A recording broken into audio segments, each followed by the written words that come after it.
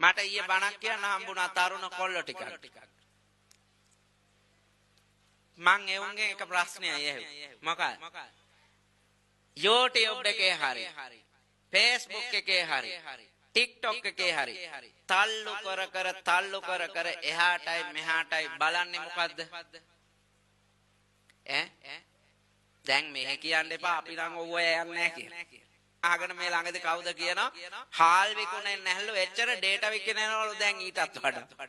එයා කන එක විකිනෙන්නේ නැහැලු ඊට වැඩි විකිනනවලු ඩේටා. කර බලන්නේ හැම වෙලේම අනුන්ගේ කුණු ගොඩන්නේ. දියුණු වෙච්ච එක ඌ දියුණු වෙච්ච දේ දානවා අරකට නොදියුණු මනසක් ඇති අපි අරූගේ දියුණුව බලනවා පැය ගණන් ඩේටා කපාගෙන. ඇත්තද නැත්ද? ඇත්ත.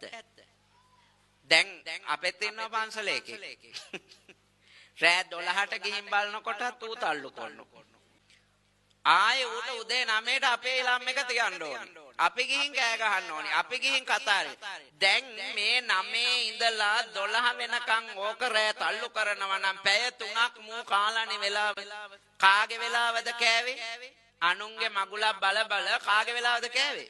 උගේ වෙලාවේ. මොන වෙලාවද? නිදා ගන්න තියෙන වෙලාව. හරිද?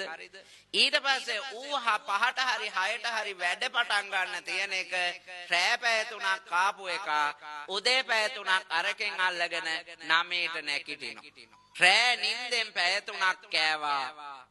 ඒ පැය 3ම කරකවලා ගෙනල්ලා උදේ වැඩ කරන්න තියෙන වෙලාවෙන් පැය 3ක් කෑවා.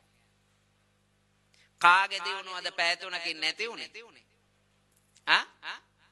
කාගේ දිනුවද නැති උනේ? තමන්ගේ දිනුව. අද වෙන්නේ මොක? නැද්ද එහෙමයි ඕගොල්ලන්ගේ ගෙවල් වල? දැන් මේ වෙලාවේ ඕගොල්ලෝ ඇවිල්ලා මේ ඔළුව වන සද්ද නැතුව ලස්සනට මේ බණ ටික අහලා ඔළුවට දා ගන්නකොට උන් මේ වෙලාවෙත් තල්ලු කරනවා. ආවේ නෑනේ බණ මඩුවට. මේ ධර්මය මේ වටිනා කියන බුදුහාඳුරෝ සොයාගත්තු අප කෙරෙහි අනුකම්පාවෙන් තියෙන මේ ධර්මයක් ආවේ ඒක හෙන්නේ තල්ලු කරනවා. මම මේ ළඟදී ගියා දන්සලක් තියෙන අපේ කොල්ලෝ ටිකක් දෙනවා. හැමදාම වෙසක් එකට දන්සල දෙනවා. ඊට ඉස්සෙල්ලා දවසේ මම යන්නවා. මට වෙසක් පොයට යන්න වෙන්නේ අපේ ආන්දරනේ වඩින්නේ. මං ගියා. ආයෙ නෑ රොටි දන්සලා කොලොස් කපනෝ අල ගොබ සුද්ධ කරනවා රොටි හදන්න පොල් ගානවා ඒව ටික. මාව දැන් හැමතැනම එක්කන් ගියා. මට හරි සතුටුයි. කොල්ලෝ 30ක් විතර වැඩ කාමරයට ගියා. ගියපො මම ටක් ගාලා එළියට පැන. එක දෙව්ලාවට වෙඩි තියනවා අර ඇතුලේ. මෙහෙම අල්ල ඩෝල් ගාලා ඔය ගියපක මගේ කරුමට වැටෙනවා බණක්වත් කියාගෙන ඉන්නවා. අන්න තව එකක්. අර කනවා කාලේ. ඩේටා පුච්ච ගේම් ගගහ ඒක ගාපි අරෙන් ගාපි මෙහෙන් ගාපි මේ ළඟ ඉන්න කාට කියන ඕන්න එන ඔහෙන් එන එහා පැත්තෙන් එන ඒක අහගෙන ඉන්නකොට අපිට 18 වට්ටුවට දාන්න වෙනවා අපි. ඇයි අපි බලලා මොකද ඒක මේ එහා පැත්තෙන් ඉන්නේ කියලා. ආගේ කාලෙද මේ කන්නේ අපි දියුණු වෙයිද?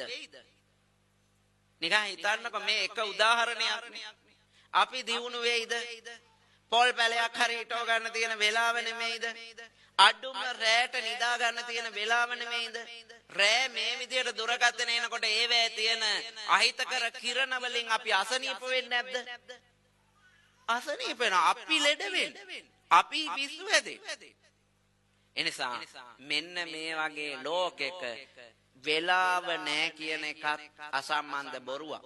අපිට පින් කරන්න වෙලාව නැහැ. අනික් ඒවට ඕන තරම් වෙලාව තියෙනවා. තේරුම් ගන්න මේක. මහා විනාශයකට අපි යනවා. ලස්සන දහමක් තියාගෙන ඒකේ ඵල ප්‍රයෝජන නොලබා නිකං විනාශ වෙන ජීවිත බවට පත් වෙනවා. ඒ නිසා හොඳට තේරුම් ගන්න මේ ලෝකේ අපි නතු වෙලා තියෙන්නේ වෙනස් වෙන ධර්මතාවයන්ගේ එක කොටසක් අපි හටගත්තා වගේම අපිට මරණය උරුමයි. මැරෙනකන් අපි ජීවත් වෙනවා. අන්න ඒක තමයි වැදගත්ම අවස්ථාව. ඒ ජීවත් වෙන කාලේ ලස්සනට හොඳට ධර්මානුකූල පින් ජීවිතයක් හදාගන්න.